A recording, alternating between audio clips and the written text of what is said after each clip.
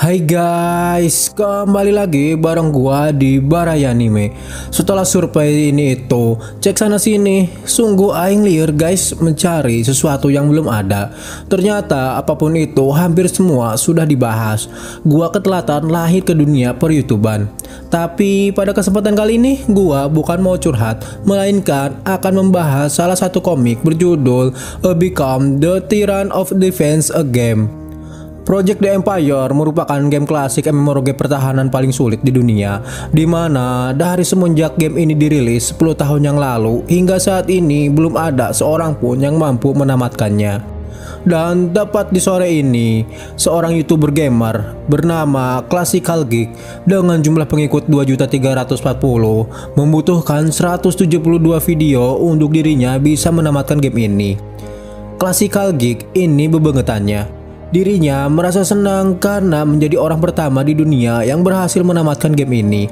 Para penontonnya pun ikut merayakan dan memberinya selamat. Geek mulai berkomunikasi dengan para viewernya. Jika sesulit apapun suatu game itu ada untuk diselesaikan. Dan bagi streamer game, tidak ada pencapaian terbaik selainkan menamatkan sebuah game. Lalu salah satu viewer berkata, "Sedih sekali Sentence harus mati di pertempuran terakhir. Untuk karakter level R, dia sudah berjasa dalam banyak hal." Geek tidak menyangka ternyata penontonnya memiliki ikatan dengan salah satu karakter dalam game tersebut. Mereka berharap semua karakter bisa bertahan sampai akhir. Namun pada akhirnya semua karakter mati kecuali Lucas, sang tokoh utama. Tetapi menurut Geek, tujuan utamanya bukan mempertahankan semua karakter, tetapi menyelesaikan game ini. Scene di mana game itu berakhir, Lucas berlevel SSR tetap berdiam diri di hadapan bos terakhir yang telah ia kalahkan, terpaku di atas mayat pasukannya dan tentara musuh yang menumbuk bak seperti gunung. Geek mulai merasakan ikatan dengan karakter game yang ia mainkan. Melihat sosoknya kali ini nampak Lucas begitu sangat kesepian. Tapi apapun itu, gamenya telah berhasil diselesaikan. Project The Empire, penciptanya adalah Mr. A. Di tengah rasa galau, viewernya berkata, "By the way, seharusnya developer game ini harus memberi hadiah nggak sih?" Viewer yang lainnya ikut berkomentar. Katanya ini game paling susah di dunia, tetapi Geek berhasil menyelesaikannya. Memang seharusnya kau mendapatkan hadiah. Geek menimpali, kan baik guys, urang mah geus lumayan untung tina Aizen jeung saweran. Dan dirinya juga cukup senang menjadi orang pertama yang menyelesaikan game ini bersama para viewer setianya. Tapi para viewernya meledek Geek jika dilihat dari matanya, pengen tuh dan sangat berharap sekali. Geek menanggapinya dengan malu-malu bagong. "Bukan begitu adik-adik, situs resminya aja udah menghilang, bahkan tidak ada sequel dalam 10 tahun terakhir. Mana mungkin developer itu menghubunginya," ucap si Geek. Lalu tiba-tiba Geek mendapatkan notif langsung dari gamenya, di mana Mr. A sebagai pencipta game menghubunginya secara langsung. Sontak hal itu membuat Geek dan para viewer streamingnya ruas. Isi pesannya mau tahu nggak guys? Mau baca sendiri atau dibacain? Oke lah, untuk kalian viewer setia Baraya, biar gua aja yang bacain. Jadi isinya adalah Mr. A sangat berterima kasih karena Geek berhasil menyelesaikan game yang telah ia buat. Sejujurnya Mr. A telah menyerah, dirinya berpikir tidak akan ada orang yang akan menyelesaikan gamenya. Tapi Mr. A pun sungguh lega ketika melihat Geek berhasil menyelesaikannya. Mr. A sangat bersyukur karena masih ada harapan tersisa bagi kita. Anda telah membuktikan kualifikasi dan kompetensi. Silahkan datang ke sini dan membantu kami, ucap Mr. A. Di sini Geek mengira kalau Mr. A mempunyai sequel lanjutan dari game miliknya. Tapi setelah dipikir-pikir, mana mungkin setelah 10 tahun menghilang mendadak muncul di live streamingnya. Bisa saja ini adalah penipu yang ingin mendapatkan untung. Geek berencana mengeluarkan Mr. A dari live streamingnya. Namun sebelum itu terjadi, Geek merasakan kepalanya pusing seakan dirinya mau pingsan. Tetapi kalaupun pingsan, Geek merasa tenang karena para viewer pasti melihatnya dan sesegera mungkin memanggil pertolongan. Singkat cerita, Geek terbangun karena mendengar suara ledakan yang sangat kencang. Dirinya tersadar tetapi berada di suatu tempat yang aneh. Banyak bangunan yang hancur, bau bubuk mesiu. Hal itu membuat Geek sangat ketakutan. Geek memperhatikan dengan tempat sekitarnya. Peperangan sedang terjadi. Ia menganggap ini hanya sebuah mimpi belaka. Kemudian ada salah satu prajurit mendekatinya. Sontak itu membuat Geek ketakutan karena ia kira prajurit itu adalah musuh. Prajurit itu memanggil Geek dengan sebutan yang mulia, Pangeran, dan meminta maaf karena telah membuatnya ketakutan. Prajurit itu pun menangis memohon pengampunan Geek. Melihat tingkah si prajurit itu, Geek ngehuleng parah. Ia sebenarnya ayah naon. Ketika Geek mendekati si prajurit untuk menenangkannya, tiba-tiba cahaya hijau berada di atas kepalanya menyerang mereka hingga Geek terhempas sangat jauh. Geek kemudian berkata, "Anjir, dada gua sakit." Apa ini sebuah api yang berwarna hijau? Dalam benaknya, Geek masih merasa bingung dengan apa yang terjadi kepadanya. Kemudian, para prajurit bergegas menghadang sesuatu yang akan datang. Namun, dalam sekejap, para prajurit dapat dikalahkan dengan mudah. Membuat Geek semakin ketakutan. Yang biasanya dirinya hanya berdiam di depan komputer, kali ini ia berada di hadapan mayat-mayat. Sing sing sing. Prajurit yang datang semuanya dibantai habis oleh sebuah sosok monster, di mana monster itu adalah seekor laba-laba raksasa bermata merah bak lampu rem. Prajurit kembali berdatangan untuk menjaga si pangeran yang adalah pangeran itu si Geek. Namun monster itu terlalu kuat. Prajurit-prajurit yang datang seperti nyamuk sekali tepok mati. Melihat pemandangan mengerikan itu membuat tubuh Geek gemetar edan hingga dirinya tidak dapat menggerakkan badannya. Saat ini si monster tengah berada di hadapan Geek. Dirasa dirinya akan meninggoy. Tiba-tiba seseorang datang dan sekali sabetan monster laba-laba itu berhasil dikalahkan. Orang itu tersenyum dan berkata, "Bukankah reaksi itu terlalu klise bagi seorang pangeran?" Melihat wajah si pangeran Hokchai Olohok Baringachai, orang itu merasa khawatir, takutnya kepala si pangeran kagedor. Tetapi si Geek bengong karena dirinya seperti tidak asing melihat sosok kesatria yang ada di hadapannya, seperti Lucas, tokoh utama game Project The Empire.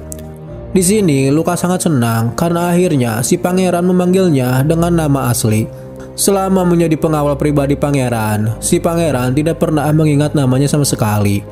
Jika orang ini benar-benar Lucas, berarti saat ini Geek berada di dalam game Project The Empire. Bajingan, tamat sudah riwayatku, ucap si Geek. Karena tempat ini merupakan game dengan tingkat kesulitan ekstrim, di mana di dalam game ini Geek harus terus membantai monster yang tidak ada habisnya. Dengan kata lain, game ini adalah game pertahanan paling susah. Geek bertanya-tanya, kok bisa dirinya berada di dalam game yang baru saja ia tamatkan. Lucas menghampiri Geek dan mengatakan jika musuh yang datang bergerombol sekarang adalah pasukan laba-laba hitam, di mana markas terdepan diambang kehancuran. Namun si laba-laba hitam tidak bisa bergerak saat matahari terbenam. Waktu yang mereka miliki sebelum matahari terbenam sekitar 30 menit lagi. Jadi sebelum waktunya tiba, Lucas meminta si Geek untuk terus bertahan dengan cara apapun. Di sini Geek merasa aneh, kenapa Lucas berusaha melindungi dirinya, dan kalau dipikir-pikir lagi, orang-orang terus memanggilnya dengan sebutan pangeran. Siapakah sebenarnya aku saat ini? Ucap si Geek. Singkat waktu, matahari telah terbenam. Di saat itu pula, pasukan laba-laba berhenti melakukan serangan. Geek kemudian bertanya kepada Lucas, sekarang tanggal berapa dan di mana saat ini? Lucas menjawab, dalam kalender kerajaan ini hari terakhir bulan Februari tahun 649, dan tempat yang sedang Anda pijak adalah markas terdepan Crossroad, kota benteng pertahanan. Mengetahui itu, Geek terlihat sangat risau karena berarti besok adalah hari pertama di bulan Maret tahun 649, di mana di dalam game 1 Maret tahun 649 kalender kerajaan saat markas terdepan melawan monster. Momen yang sangat tidak asing baginya, yaitu waktu dan tempat stake tutorial. Stake ini telah ratusan kali ia mainkan selama setengah tahun terakhir. Itu berarti dirinya saat ini adalah sosok karakter bernama Ashborn Hitter Everblack. Lucas membenarkan itu. Di sini Geek merasa kesal, kenapa harus karakter ini bangke. Sedikit profil Ash. As merupakan pangeran ketiga yang dicap sangat cinting, komandan terburuk dalam sejarah yang menyebabkan sebagian pasukan berguguran di kota benteng pertahanan. Dan dia adalah karakter yang berakhir paling tragis di dalam stack tutorial. Kembali Geek mengumpat kenapa aing jadi karakter gelo eta, kambing. Karena kita sudah mengetahui sosok karakter Geek bernama As, jadi mulai saat ini kita panggil dengan sebutan As. Singkat cerita, di kamar komandan tertinggi, Ash kembali edan kenapa dirinya menjadi karakter yang tidak disukai para player. Sungguh hal itu sangat membuat Ash seperti orang gila. Klasik game Project The Empire dikatakan menjadi sebuah game dengan kesulitan ekstrim di level hell dengan tingkat kesulitan tertinggi, mode Iron Man saat semua progres disimpan secara paksa, dan Iron Man Hill merupakan tingkat tersulit di mana di tingkatan ini ketika player kalah semua progres pencapaiannya akan kembali ke titik awal, dan Geek lah yang satu-satunya orang yang dapat menyelesaikan mode Iron Man Hell. Sesulit apapun game ini, Geek atau bisa disebut Ash selalu dapat menemukan solusi, kecuali di stack tutorial ini. Menurut Ash, stack ini mustahil untuk diselesaikan. Kebanyakan developer biasanya membuat stack tutorial itu mudah, tetapi beda dengan game Project The Empire. Stack ini dirancang supaya tidak ada yang bisa menang di sini, karena cerita game dimulai ketika Lucas melarikan diri dari invasi monster. Ash membutuhkan waktu 3 tahun untuk dapat menyelesaikan game ini. Pasukan laba-laba hitam adalah monster yang baru bisa diburu di pertengahan tahun kedua. As berpikir keras bagaimana caranya mengalahkan ratusan monster laba-laba ini. Tetapi dengan pengalamannya selama ini, ia percaya pasti ada solusi untuk menyelesaikan stack ini. Tapi ternyata gak ada cara apapun. Si bangke benar-benar edan. Ternyata bukan ratusan monster laba-laba hitam, melainkan ribuan dan berlevel 55 hingga 60. Dan yang membuat As semakin liar, pertahanan yang dimilikinya adalah meriam kuno. As mencoba menenangkan diri. Di mode Iron Man Hill tidak dapat menyimpan progres permainan, dengan kata lain, satu kali kesalahan dapat membuat semuanya hancur. Setelah bermain selama 6 bulan terakhir, As selalu bisa keluar dari situasi yang sulit. Ia terus berpikir hal sekecil apapun yang memungkinkan mereka bertahan lebih lama. Setelah beberapa saat, As berhasil menemukan metode bertahan yang pas. Kemudian ia memanggil Lucas dan memintanya untuk mengumpulkan para pengawal pribadinya. Di sini Lucas merasa heran karena tidak biasanya As mengumpulkan mereka semua. As menimpali, "Tong loba nanya gancang geroan." Karena As telah menemukan cara untuk mengatasi situasi ini. Singkat cerita, semua anggota telah berkumpul. Lily, Ken, dan Damian sang ilusionis. Melihat mereka semua nampak tidak asing di mata As. Ya, karena dirinya telah memainkan game ini selama bertahun-tahun. Pandangan As tertuju kepada Damian yang tertunduk lesu. Lily menjelaskan, Damian telah kehilangan rekannya, jadi Lily meminta pengertian yang mulia. Setelah dipikir-pikir, Damian merupakan karakter yang pertama tewas di stack ini karena terkena efek abnormal sejak awal. Malah As tidak bisa menggunakannya walaupun dia adalah seorang healer yang penting. Tetapi saat ini ia harus mengesampingkan cerita dalam game. Yang lebih penting, As harus segera menyampaikan strategi yang telah ia rencanakan untuk pertempuran besok.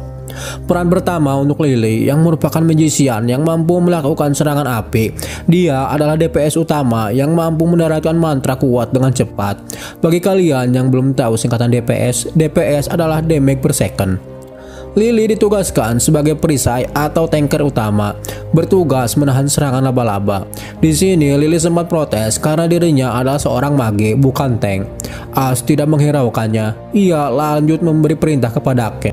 Ken merupakan seorang prajurit berperisai, seorang tanker yang bisa menarik perhatian musuh dengan memprovokasi dan menerima serangan dengan tubuhnya. Namun tugasnya kali ini, Ken harus menyusup secara diam-diam ke tengah barisan musuh dan membuat kekacauan di sana.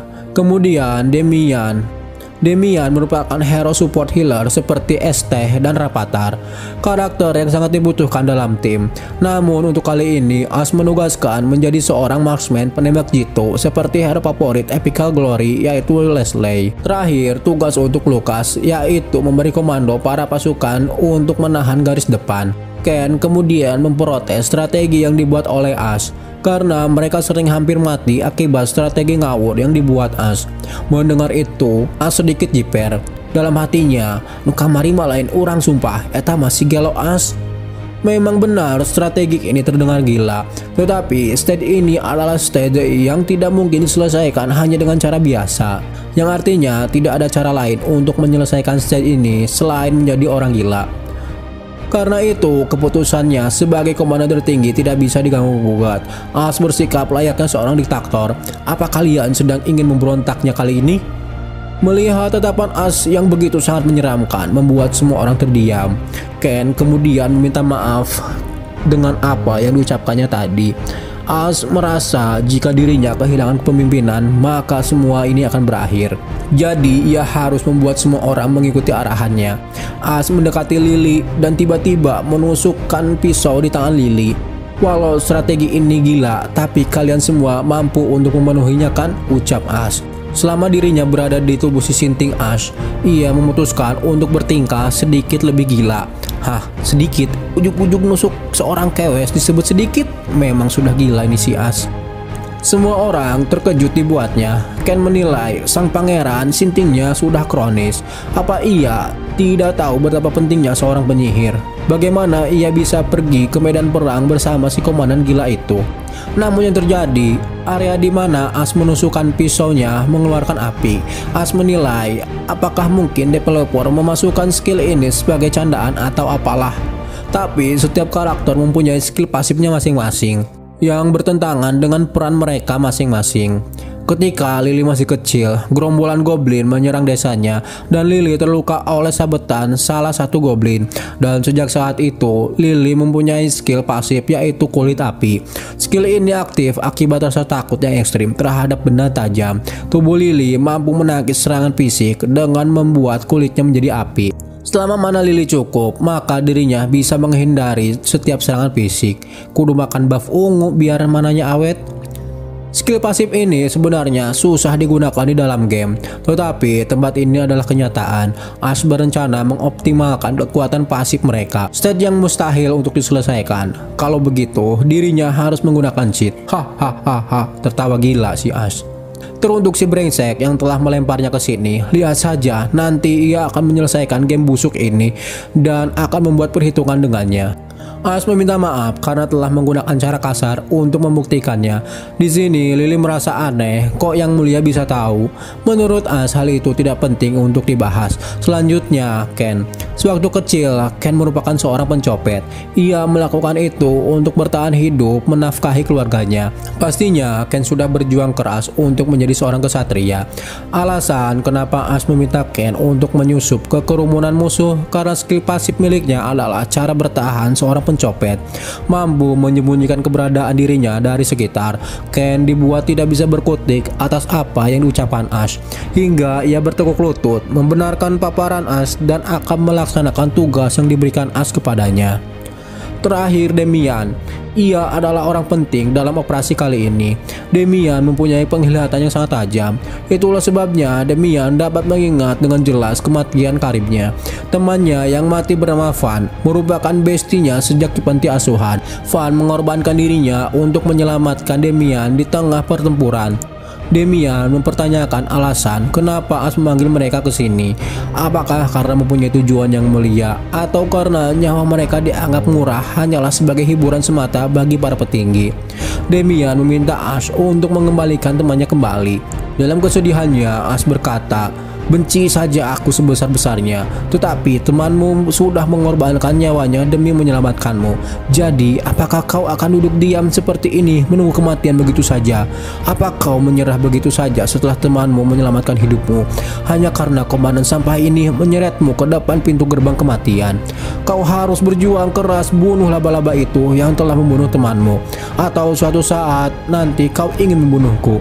Demian mengiyakan pertanyaan As. As menanggapinya dengan santai.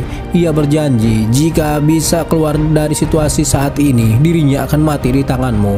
Mendengar itu, Lucas terlihat sangat emosi. Tetapi menurut Ash, toh kalau operasi ini gagal, mereka juga akan mati. Tetapi kalaupun itu terjadi, Ash akan membiarkan Demian lah yang mencabut nyawanya. Ia berjanji atas nama kerajaan. Jadi Ash memohon untuk kali ini saja, ikutilah perintahnya. Terkadang rasa benci bisa menjadi bahan bakar seseorang untuk menambah semangat. Pasukan inti Pangeran As sudah siap. Sebagai seorang pemimpin tidak akan membuat alasan karena kesalahan fatal yang ia buat. Saat ini pasukan kerajaan diambang kehancuran, tetapi jika bisa mengikuti strateginya, mereka bisa membasmi laba-laba itu. Kemungkinan memang tipis, tapi mereka mempunyai kesempatan untuk menang. As meminta kepada prajurit terkuatnya untuk kali ini saja percayalah kepadanya. Terlihat tatapan penuh keyakinan dari para prajurit yang menandakan mereka sudah siap untuk bertempur. Singkat cerita, hari di mana peperangan akan dimulai telah tiba. Monster laba-laba sudah mulai terlihat. Para prajurit tengah bersiap untuk bertahan dan menyerang. Strateginya kali ini, ketika yang lain pergi mengulur waktu, Ash akan sebisanya mencari di mana sang ratu berada, karena dialah otak dari semua penyerangan ini. Mereka akan menembak sang ratu menggunakan meriam mana yang telah dilepas pengamannya. Dengan begitu, daya ledaknya begitu sangat hebat, mengalahkan bom atom Hiroshima dan Nagasaki. Tetapi yang menjadi masalah kali ini adalah di mana tepat sang ratu berada. Pastinya lokasi sang ratu sangat jauh, tidak bisa dilihat dengan mata telanjang. As memakai teknik map creation. Kemampuan ini membuat seseorang bisa melihat keseluruhan area dalam bentuk minimap. As sedikit lega karena pangeran belenggu ini mempunyai skill yang sangat berguna dalam pertempuran. Namun setelah As melihat di minimap, tidak terdeteksi tanda-tanda keberadaan Ratu Laba-Laba. Padahal misi utama kali ini adalah membunuhnya. Semakin cepat sang ratu terbunuh, semakin berkurang juga korban berjatuhan. Lalu terlihat Ken bersiap untuk melakukan tugasnya, yaitu menyusup ke tengah kerumunan musuh dan membuat keributan di sana. Walau dirinya sedikit ragu bisa atau tidaknya melakukan misi ini. Di tempat lain, Lily pun telah bersiap. Jika laba-laba telah memasuki unit artileri, As berharap Lily bisa menggunakan fire skin untuk memblokade jalur masuknya. Misi ini akan terasa menyakitkan, tapi ini semua demi sebuah kemenangan. Di atas benteng, Lukas mengkomandoi para prajurit lainnya. Tugas mereka adalah mengulur waktu hingga As mengalahkan sang ratu. Kemudian Lukas melihat ke arah As. Terlihat ekspresi bermartabat itu pasti berarti As telah menyelesaikan persiapannya. Lukas mulai memberi komando kepada semua prajurit untuk menyerang pasukan laba-laba. Padahal As sedang kebingungan harus berbuat apa karena di dalam peta posisi sang ratu tidak terdeteksi. Peperangan telah pecah. Lukas memberi sinyal jika tugas para prajurit mengulur waktu telah berjalan. Di sini As mencoba berpikir jernih, menganalisis situasi sekitar. Sang ratu pasti berada di paling belakang dan akan muncul pada penyerangan skala besar. Dari minimap terdeteksi segerombolan laba-laba. As meminta Demian untuk memfokuskan pandangannya ke arah telunjuk As. Demian berkata jika ia melihat segerombolan laba-laba, di mana di sana ada sosok laba-laba yang aneh, berbadan laba-laba tetapi berkepala manusia. Bingo, itu adalah sang ratu, ucap As. Unit artileri pun diarahkan ke tempat sang ratu berada. Peluru mana mulai diisi. As kemudian meminta Demian untuk menarik pelatuknya. Namun Demian merasa kurang percaya diri karena ia belum pernah melakukan hal ini sebelumnya. Jiwa seorang pemimpin terpancar di sosok As. Kau boleh meleset, dirinya akan bertanggung jawab penuh. Meski Demian gagal dan mengacaukannya, itu tidak masalah. As akan bertanggung jawab sepenuhnya, karena semua konsekuensinya adalah tanggung jawab komandan. Pasukan hanya melakukan apa yang diperintahkan kepada mereka. Perintah yang diberi As kepada Demian kali ini hanya menarik pelatuknya untuk membalas kematian Van. Dan skill pasif Demian mulai aktif, yaitu Thousand Mile Eye.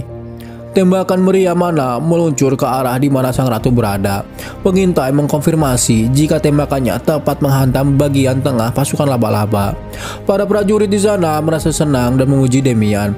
Sedikit tertawa jahat karena di dalam gamenya Demian sama sekali tidak dapat memegang senjata.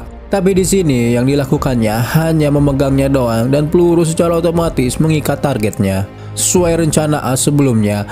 Akan tetapi ketika As akan berteriak atas kemenangannya, ia melihat ke bawah. Para laba-laba masih dapat bergerak. Yang seharusnya jika sang ratu mati, maka laba-laba kroconya tidak akan bisa bergerak. Menggunakan teropong, As melihat jika sang ratu masih hidup. Perlindungan dari laba-laba kroco sangat solid. Tembakannya tadi hanya mengenai para penjaganya saja. Dan karena hal itu, sang ratu menjadi murka, lalu memerintahkan anak buahnya untuk menyerang dengan kekuatan penuh. Melihat keadaan semakin kacau, As terdiam, dirinya tidak menyangka rencana yang dibuatnya telah gagal. Unit pengintai memberitahu bila pasukan laba-laba datang bergerombol menuju ke tempat artileri. As menganggap keputusan yang sangat tepat dibuat sang ratu, yaitu menyerang unit artileri. Di tempat lain, Ken hanya memiliki satu potion stamina, membuat dirinya ragu untuk menjalankan tugasnya. Sin kembali ke tempat As berada. Ia merasa apa tembakannya kurang damage. Seharusnya 1 atau 2 kali terkena tembakan artefak ini bisa membuat bos mati. Tetapi bos Spider Stake tutorial As tidak mempunyai informasi sama sekali. Apa mungkin sang ratu memang tidak boleh mati? Salah satu prajurit memberitahu As, meriam mana mengalami kerusakan, tidak bisa menembakkan sebanyak yang diinginkan. Kemungkinan kondisinya saat ini hanya dapat menembakkan 3 kali tembakan saja. Mereka tidak punya pilihan lain selain membunuh sang ratu hanya dengan 3 tembakan tersisa. Terlebih, kekuatan mata Demian sudah mulai mencapai batasnya. Kemudian, sesuatu di luar prediksi terjadi. Unit Demon Slayer laba-laba telah mendekat dan berencana untuk menerobos benteng. Di dalam game, tidak ada unit Demon Slayer di stake tutorial. As meminta semua orang bertahan dan memusatkan serangan ke arah Demon Slayer. Akan tetapi, serangan-serangan itu tidak berguna. Benteng terdepan runtuh diseruduk Demon Slayer. Dinding benteng yang jebol mengakibatkan laba-laba kroco dengan leluasa bergerak memburu para manusia. As meminta pasukan artileri untuk tetap fokus pada misinya. Biarkan pasukan Lukas yang akan menahannya, karena satu-satunya cara menang dalam peperangan ini adalah mengalahkan sang ratu. Demian telah menembakkan meriam mana yang ketiga kalinya. Serangan itu telak mengarah ke sang ratu. Namun sang ratu masih bisa bergerak. Kemudian As meminta anak buahnya untuk segera mengisi meriam mana kembali. Tidak peduli hal lainnya, misi mereka adalah menjatuhkan sang ratu. Di bawah kastil, Lukas menyemangati rekan-rekannya jika mereka harus melindungi unit artileri dan pangeran sekuat tenaga. Yang terjadi adalah pembantaian massal dilakukan para laba-laba. Terlihat As sangat marah karena kejadian ini. Dirinya tidak tahu harus berbuat apa lagi. Karena selama bermain game, As menganggap tokoh kroco dalam game hanyalah sebuah pion. Tapi saat ini, para kroco atau bisa disebut prajurit lapangan merupakan manusia seperti dirinya dan mempunyai keluarga. Jumlah pasukan terus menipis. Ini bukan tentang menang atau kalah, tapi nantinya akan banyak janda di kerajaan. Ketika unit artileri akan diserang, tiba-tiba seseorang berteriak di atas batu. Orang itu adalah Ken. Ken telah meminum potion terakhirnya. Menggunakan skill Taun, Ken memancing emosi para laba-laba. Mereka lantas mengejarnya. Ken melihat sebuah bebatuan. Ia berencana menggunakan skill pasifnya untuk berkamuflase. Namun As berteriak, dilihat dari mana dan poin EXP-nya, saat ini skill pasifnya tidak akan bisa digunakan. Dan benar saja, kamuflase yang terjadi batal begitu saja. Ken berkata, andai saja dirinya tidak mempercayai dengan crot. Ken telah gugur di rujak para laba-laba. As merasakan dan mendengar dengan jelas suara menyeramkan dari robekan daging, bahkan dari jarak yang jauh. Perintahnya yang salah telah merenggut nyawa berharga orang lain. Mungkin saja keluarganya telah menunggunya di rumah. Bukan hanya Ken, prajurit lainnya sudah kehilangan nyawa cuman karena satu perintahnya. As merasa dirinya lah yang membunuh mereka semua. Daripada itu, di saat ia memainkan gamenya, As selalu menggunakan pasukannya sebagai umpan kapanpun dibutuhkan. Demi menyelamatkan seseorang, demi memperoleh item, demi menyelesaikan quest. Seseorang harus mati dan dirinya dengan senang hati pada saat itu membunuhnya. As telah tersadar dengan apa yang telah diperbuatnya dulu. Di hadapannya berdiri sosok Demolizer, tapi untungnya Lukas datang dan menyelamatkan As dari serangan laba-laba Demolizer. Menurut As, cara satu-satunya untuk menang harus membunuh para laba-laba itu sebelum mereka yang membunuh. Kemudian salah satu prajurit memberitahu bila meriam mana telah selesai diisi. As lalu memerintahkan Demian untuk menembak. Tembakan itu benar-benar tepat sasaran. Akan tetapi sang ratu masih saja hidup. Pasukan artileri juga sudah mulai merasakan cedera. Tangannya terbakar karena terlalu lama memegang HP. Kok HP? Tangannya terbakar karena terlalu lama memegang meriam. Meriam manapun telah mencapai batasnya. Dan si penembak jitu sudah tidak bisa membuka matanya lagi. As merasa putus asa dengan semua yang terjadi. Si pengintai mengkonfirmasi kembali jika sang ratu telah terluka parah. Kemungkinan tembakan barusan berhasil melukai sang ratu. Sedikit As tersadar melihat si pengintai. Ia terus menjalankan tugasnya hingga akhir. Akan tetapi terlihat benda berwarna hijau mengarah ke arah mereka. Dan boom, tower artillery hancur terkena serangan laba-laba hitam. As terjatuh dari ketinggian. Mungkin memang stake ini tidak bisa diselesaikan. Singkat cerita, As tersadar setelah Lukas harus memanggilnya. Di sini Lukas terluka parah karena menahan reruntuhan yang akan menimpa As. Untuk saat ini, stamina Lukas sudah mencapai batasnya. As berkata, "Tunggulah di sini Lukas, karena kau adalah karakter utama penyelamat dunia. Jadi tidak boleh sampai mati di sini." Kemudian di balik reruntuhan, As melihat meriam artileri, 2 prajurit dan Demian yang selamat. Ia merasa bersyukur karena mereka tidak cedera parah. Setelah dipikir-pikir, kenapa mereka masih hidup? Seharusnya laba-laba sudah membasmi sedari tadi. Ternyata Lily menahan para laba-laba tepat di gerbang masuk. Lily merasa dirinya sudah tidak kuat lagi menahannya. Ditambah Demolizer akan segera datang menghancurkan dinding pembatas. Lily meminta As untuk menyelesaikan apa yang telah As perbuat. Jangan sampai kematian mereka menjadi tidak berarti. Dengan cepat As menghampiri para prajurit dan memintanya untuk segera menyiapkan tembakan terakhir. Di sini si prajurit berkata sangat berbahaya untuk melakukan tembakan lagi karena meriamnya bisa saja meledak. As menimpali, "Kita juga pasti akan mati dimakan laba-laba. Lebih baik bertaruh di serangan terakhir daripada harus mati tanpa usaha." Namun masalah kembali muncul. Saat ini mereka tidak memiliki sudut pandang yang baik untuk menembak sang ratu. Penopang meriam pun telah hancur. Sebetulnya mereka tidak perlu mengarahkannya. Demian hanya harus menembakkannya saja. Tembakan terakhir akan disiapkan oleh para prajurit tersisa. As kemudian menghampiri Demian dan memintanya untuk meminjamkan kekuatan terakhirnya. Ini adalah serangan terakhir. Demian kembali bertanya kepada As, apakah semua ini ada artinya? Karena meskipun dirinya berusaha, tidak akan merubah apapun. Ketika sang ratu mati pun, temannya tidak akan pernah hidup kembali. Ia ingin berhenti dan tidak ingin hidup seperti ini lagi. Mendengar itu membuat As sedikit emosi dan berkata, apakah menurutmu dunia ini sangat tidak adil? Apakah menurutmu kehidupan tetap sulit meskipun sudah menghadapi banyak cobaan? Ini bukan game yang bisa di-save dan load semau kita. Dunia ini sangat tidak adil, tidak masuk akal, dan tidak pernah ada yang berjalan sesuai keinginanku. As memberi Demian sebuah pisau. Jika dirinya ingin mati, akhiri saat ini juga. Tetapi jika masih menjadi seorang pengecut, maka bangkitlah dan menangkan pertarungan ini. Skill pasif As aktif, sang pemimpin. Mendengar bacotan As yang begitu sangat panjang membuat Demian kembali bangkit. Ia akan melakukan tugas terakhirnya sebagai penembak jitu, mana telah terisi full. Sebagai penopang meriam, As mengorbankan jiwa dan raganya memikul beban fisik dan mental dari para prajurit yang telah gugur di medan perang.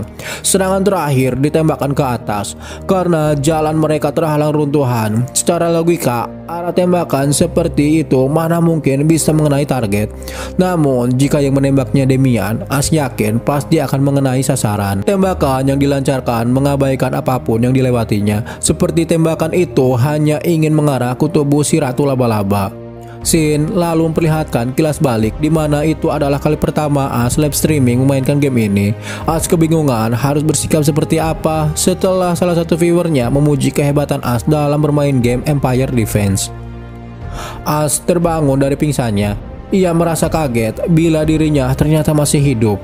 Terdengar suara seseorang yang menyarankan As untuk tetap berbaring dan istirahat karena luka bakar yang diterimanya sangat serius. Orang itu adalah Lily.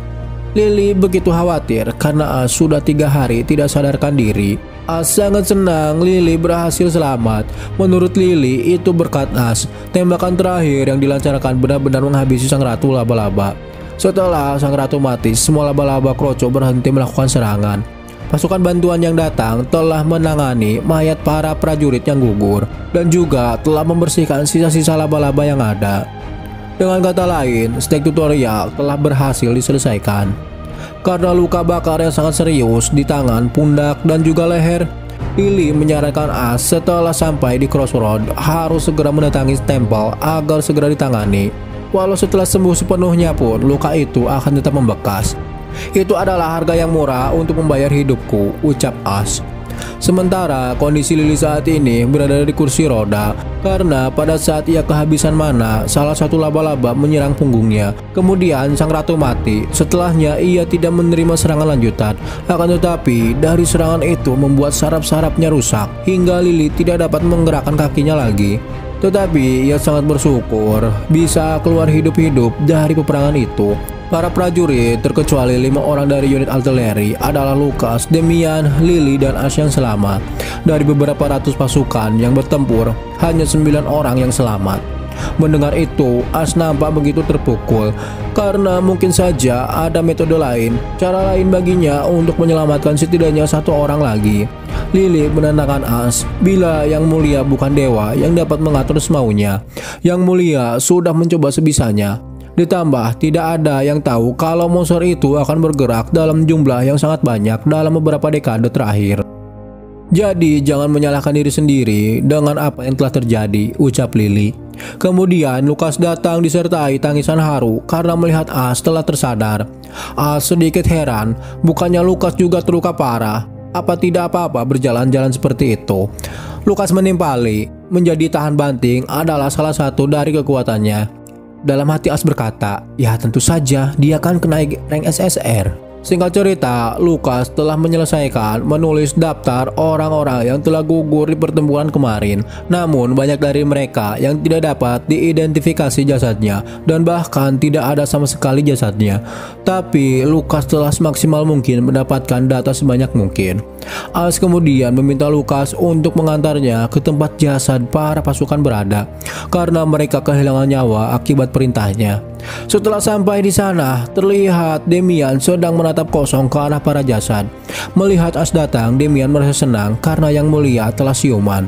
Begitupun As sangat senang melihat Damian yang baik-baik saja. Selama ini Damianlah yang mengobati orang-orang yang terluka. As menilai Damian telah menghadapi situasi paling sulit di hidupnya. Maka dengan itu As menawarkan emas berlimpah untuk bekal Damian mengarungi kehidupan dan memastikan jika Damian tidak perlu lagi ikut bertempur.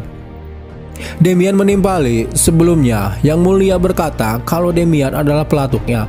Kemudian saat ini Damian memiliki rasa penasaran di mana sumber para monster itu berada dan siapa, untuk apa mereka diciptakan. Maka dari itu Damian memohon Yang Mulia mengizinkannya untuk terus ikut dalam pertempuran lainnya.